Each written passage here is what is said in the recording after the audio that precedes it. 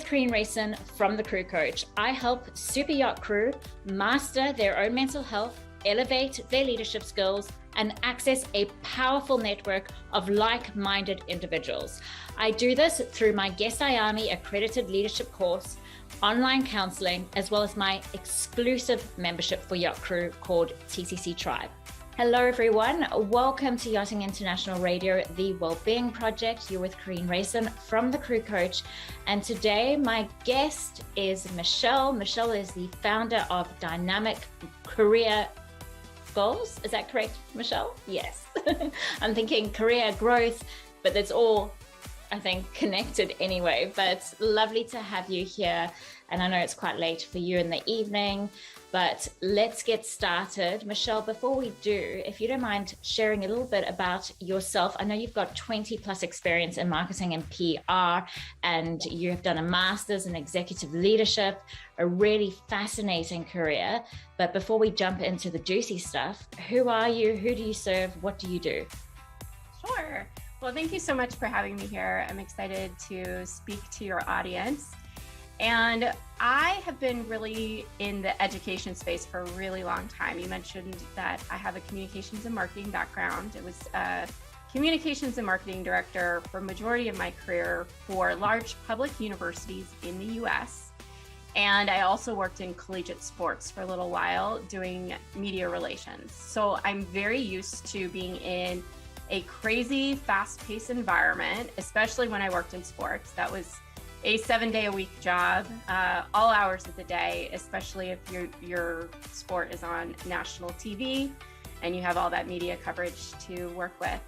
So I kind of did something a little bit crazy about 4 years ago. I quit my job and I kind of reached a wall in my career and really did a lot of assessment about, okay, what's going to move me forward.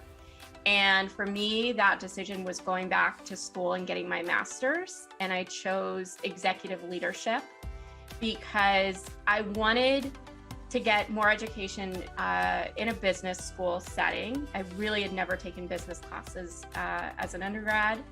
And I really specifically wanted to learn more about the people side of business and what it takes to lead a organization, especially when there is a lot of ambiguity and change happening.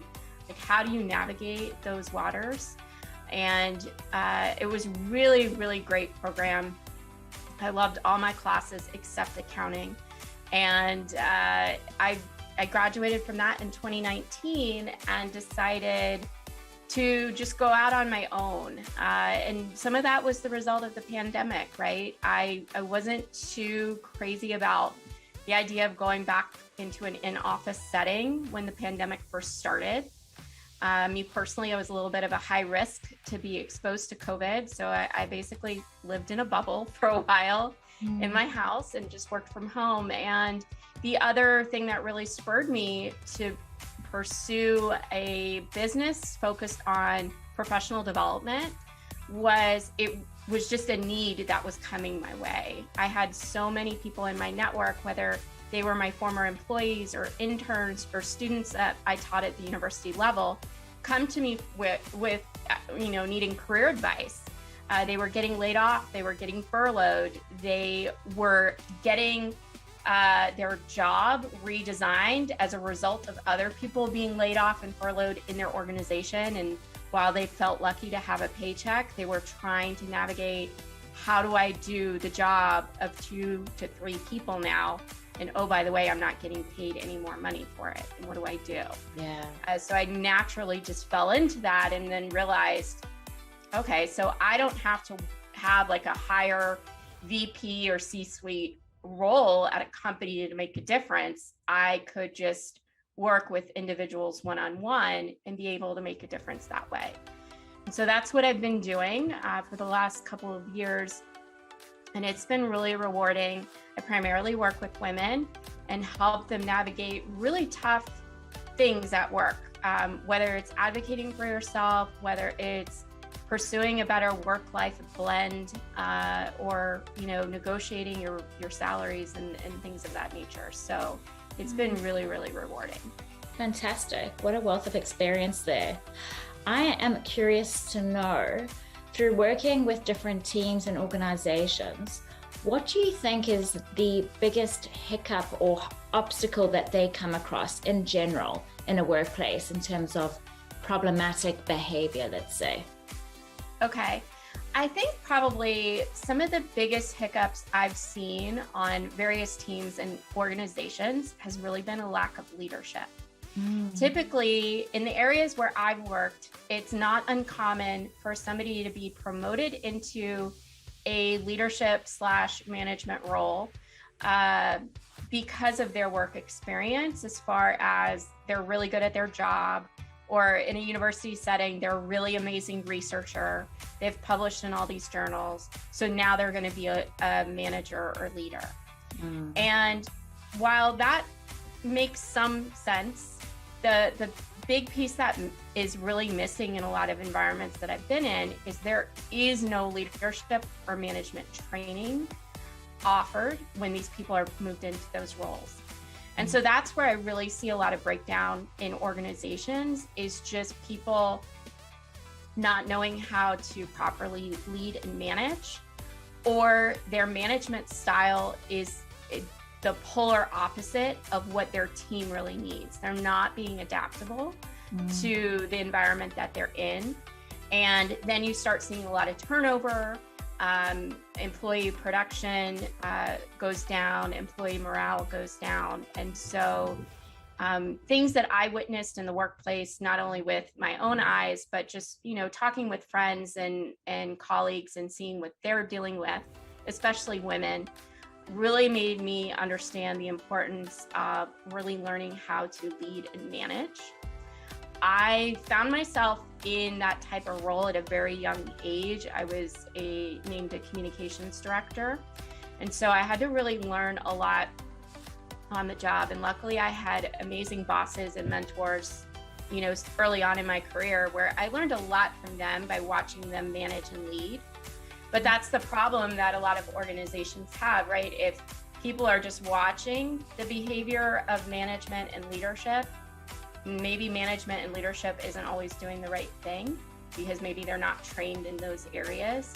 It just will repeat a cycle of poor leadership and management, because if people are only learning by observing instead of learning like the exact strategies that you should be doing as a leader or manager and how to handle certain situations that come up.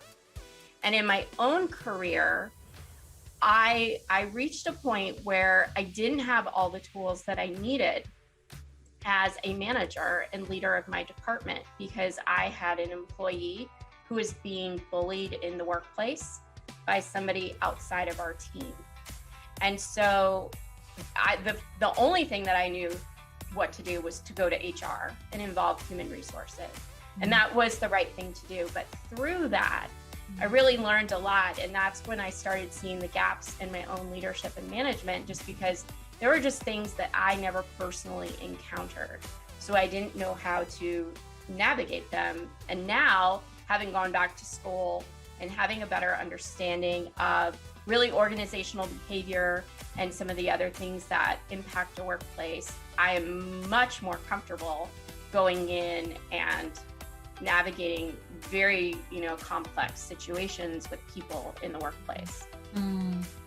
I love what you're saying there, because it resonates with me. In particular, the one thing is what I find in our industry. Now, I offer a 3-month leadership course, and it's all about self-leadership.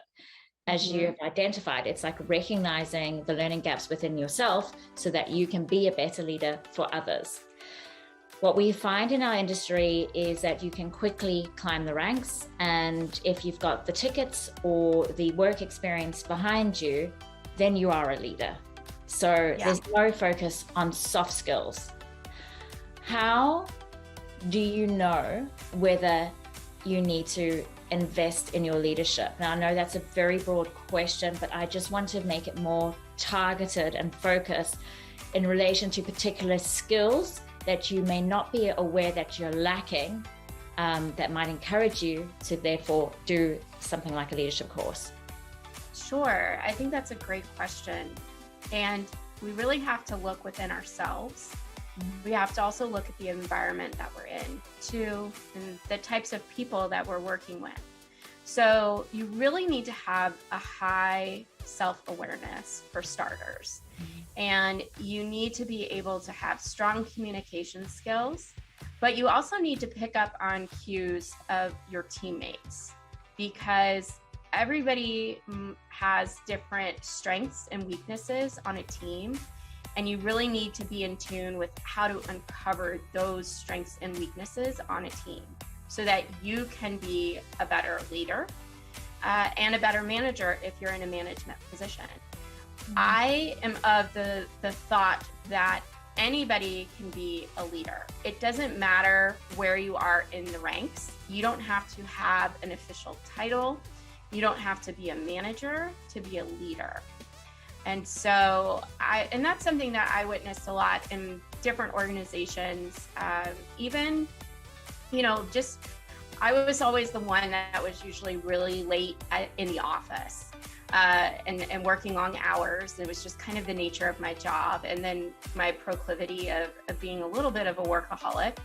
I got to know the janitorial staff at one of my organizations, and I watched how they led just by how they did their job, how they treated their coworkers. And, they were in a job role that was, for the most part, pretty thankless by a lot of people within the organization. But I got to know them, and I loved, watching them interact with their colleagues and just the conversations that I had with them. And there was definitely leadership, within them and the way that they did their job. And so, but they weren't president of the organization, right? So I think people sometimes are really quick to assume that in order for me to make a difference in the organization, I need to have a fancy title or I need to be in charge. Yeah. And you really miss a big opportunity to do other things if that is your definition of being a leader or the only way I get leadership experience. So I think even in my early career, I took advantage of, different opportunities that were given to me. And even though, yes, I was, the student intern, I was really treated for the most part almost like a full-time staff member. And as far as the things that they entrusted me with and the respect that I had earned, and it was just the way I conducted myself, and also wanted to be an active contributor to the team and worked anywhere I could to help people that I was working with. I think that's another thing that can really help, is you just kind of being outside of like your own immediate needs in the workplace and seeing how you can help others. And that lends to leadership as well. 100%. And in the course, we learn about servant and transformational leadership. And that's exactly what that is that you're describing. Michele, what's the difference between management and leadership? Sure. So management is really just trying to get, the day-to-day things done. Maybe there's an overall goal or mission that's been placed on you, and now you've got to make sure this gets done. Leadership is more about vision and more about getting buy-in from the team to move in the direction that you want to go. And so, it's a little bit different. Yes, there's people that are managers and leaders, but I've certainly been in roles where on different committees at work where I'm not in charge, I'm not the person with the highest title in the room, but I had certain contributions that I had to make to the committee, and I had to get buy-in from everyone in the room. And so that takes a little bit of leadership, but I wasn't in charge of managing all of those pieces or the people in the room, if that makes sense. Yeah, it certainly does. Now, I know that you're coming into our masterclass in our lunch and learn session, and this is something that's brand new to my company, the Crew Coach, and it's an opportunity to have an hour of, I would say, power learning where you can really accelerate your growth. and we're going to be talking about, well, you're going to be teaching us about chaos in the workplace and how to achieve a sense of calm. So I know you've got a meeting in a few minutes, so we'll have to wrap it up. But if you can give us a little bit of insight, what we will be learning in that session, that would be fantastic. Sure. So it really starts with understanding, why is your work environment chaotic? And so I mentioned that I've worked in very fast-paced environments. I've worked in chaotic environments. And a lot of those reasons can be traced to really just not having a strong vision and the right priorities in place. And so I don't want to spoil everything that I'm teaching because what I'm doing is I'm breaking it down in a really step-by-step manner. I've taught this to business owners, I've taught it to companies and employees, and they like how practical the approach is to really calming the chaos at work. But it does require you to either ask some tough questions or, have some tough conversations. And I'll be sharing what I did to really help calm the chaos for my team. My team we were really overstretched. We did not have all the resources we needed to do our job. Just to give you an idea, I had a team of 3 at one point for communications and marketing for a college that had 23 academic departments, 22 research centers and institutes, and about 600 faculty, 17,000 students. That's big. Wow. So there was a lot of things always going on, right? And it was a lot to keep up with. And were we helping everybody at the same time? No, but we still had a pretty large volume of workload. And at one point we started doing about 200 events a year out of my office. And I had an event coordinator for that, but she was, drowning in work. And we were just going at a very unsustainable pace, right?